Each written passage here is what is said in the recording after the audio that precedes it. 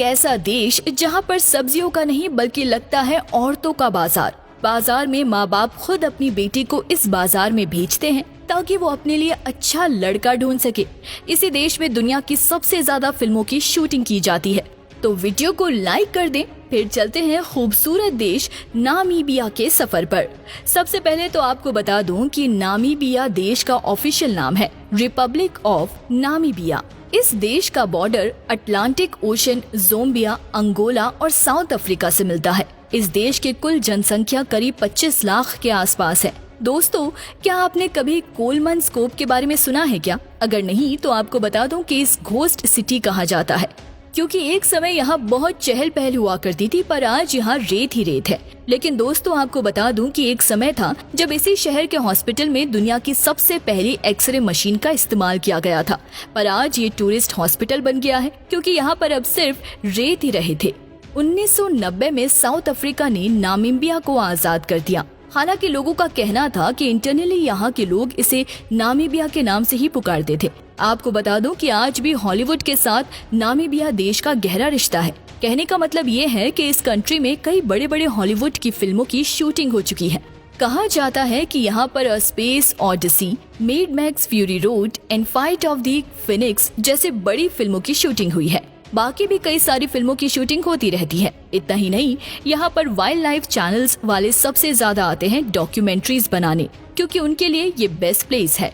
दोस्तों, skeleton coast के बारे में कहा जाता है कि यहाँ पर आपको कई सारे ऐसे बोट्स दिख जाते हैं जो कि सालों से यहीं पड़े हुए हैं। आपको जानकर हैरानी होगी कि इन बोट्स को भी हॉन्टेड कहा जाता है। माना जाता है कि यहाँ पर कई सारी ऐसी चीजें घटित हो जाती है जो कि किसी की भी समझ से परे है।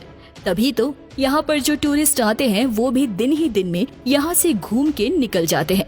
दोस्तों, आपको बता दूं कि नामीबिया का सबसे बड़ा सोर्स ऑफ इनकम है माइनिंग। जी हाँ, नामीबिया खनिज संपदा मामले में बहुत रिच है। कहते हैं कि यहाँ पे कई सारी ऐसी चीजें हैं जो कि दुनिया के अलग अलग कोनों में भेजी जाती है।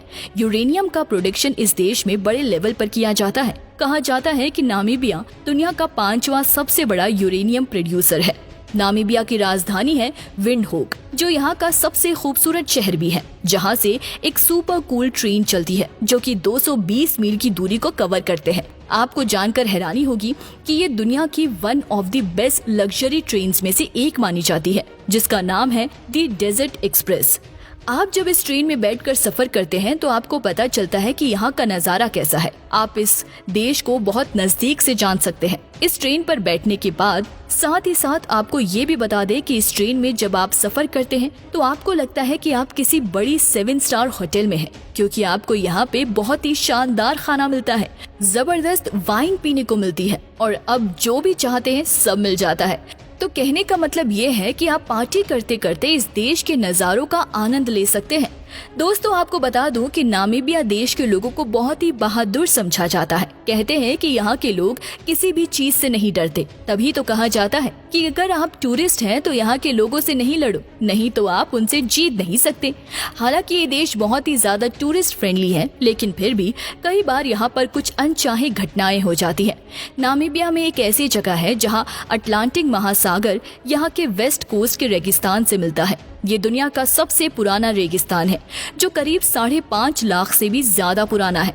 खासियत ये है कि यहाँ देखने वाले रेत के टीले पूरी दुनिया में सबसे बड़े हैं। फिर दोस्तों, आपको बता दूं कि नामीबिया अफ्रीका में सबसे कम उम्र के देशों में से एक है। इसको 21 मार्च 1990 को दक्षिण अफ्रीका से स्वतंत्रता प्राप्त हुई थी।